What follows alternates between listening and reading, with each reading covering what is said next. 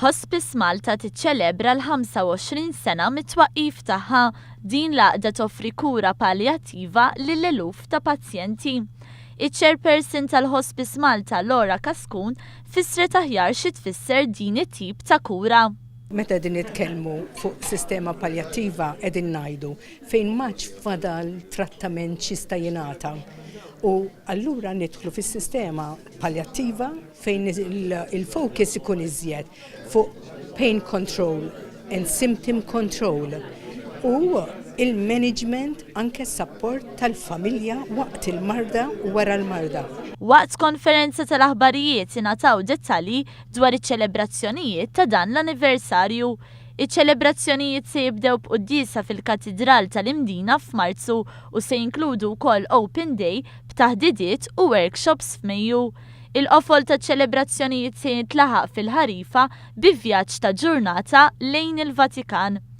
Hospice Malta tipprovdi servizzi bla ħlas lil pazjenti li fil-parti l-kbira tagħhom ibatu bil-kanċer għalkemm hemm ukoll pazjenti b'mart ieħor bħal mart respiratorju, tal-kliewi u tal-qalb. Il-hospice toffri għajnuna waqt wara l-marda lil pazjenti u l-familjari tagħhom, għajnuna spiritwali, emozjonali u psikosoċjali. Tul il-25 sena li ilha topera, Hospice Malta għenet lil madwar 7,000 pazjent.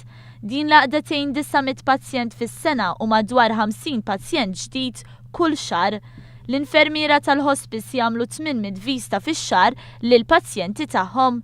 Il-Ministru għad-Dialogu Soċjali Helena Dalli fissret din l-okkażjoni bħala ċelebrazzjoni tal-fraġilità tal-ħajja u tal-ħila tal-bniedem li jagħti mingħajr ma jistenna xejn lura.